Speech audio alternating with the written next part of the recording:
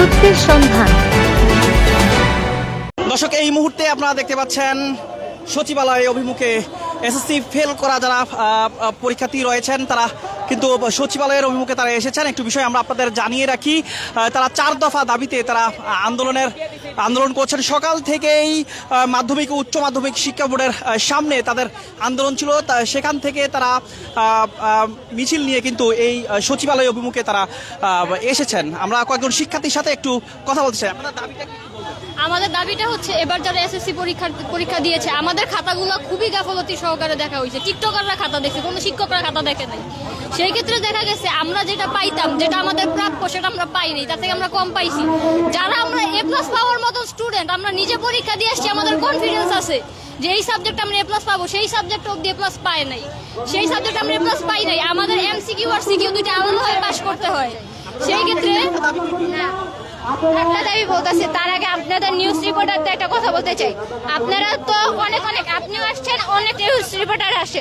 আপনারা কি আসলে আমাদের নিউজ নিতে আসছেন, আমাদের নিয়ে ট্রোল করতে আসছেন? বলবেন একটা নিউজ রিপোর্টারে আমাদের কথা শুনে আমাদের ট্রোল করে দিল। ভাই, আপনারা যদি নিউজ করার হয় তো নিউজ করে নিয়ে আসেন, তাহলে আপনারা যদি আপনাদের ট্রোল করা হয়, ভাই ক্ষমা চাই, নিউজ রিপোর্টার অন্তত আমাদের নিয়ে ট্রোল করেন না।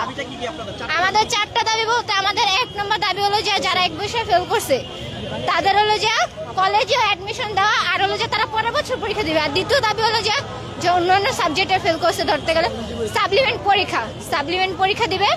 আর তৃতীয় দাবি হলো যে এমসিকিউ আর সিকিউ মিলাইয়া আমাদের পাস ধরাবে।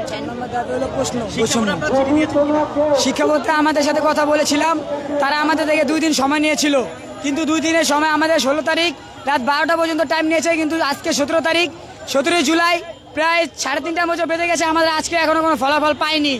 আমরা ছাত্র জনতা মাত্র 4টা দাবি আমরা তাদের কাছে রেখেছিলাম। একটা দাবি রেখেছিলাম প্রশ্ন বৈষম্য দূর করা। যেমন আমাদের দেশে এক এক জেলায় এক এক প্রশ্ন তৈরি হয়, আমাদের বইয়ের ভিতরে নানা ধরনের প্রশ্ন তৈরি হয়। এবং 2 নম্বর দাবি হলো আমাদের যারা 1 বিষয় ফেল করেছে তাদেরকে কলেজে ভর্তির অ্যাডমিশন দিতে হবে।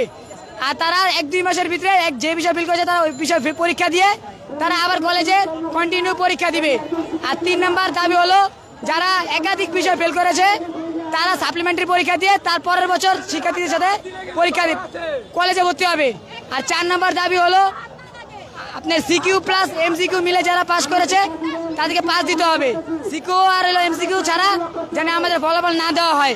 এই 4টা দাবি আমরা তাদের কাছে তুলে ধরেছি, কিন্তু আমাদের দাবি, তারা একটা দাবি আমাদেরকে গ্রহণযোগ্য বলে মনে করেন নাই, তারা আমাদের দাবি মেনে নেন নাই।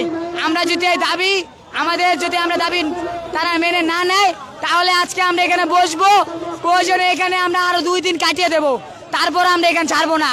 আমরা শিক্ষা মন্ত্রণালয় থেকে এটা চড়বো না। দর্শক, আমরা দেখতে পাচ্ছি যে যারা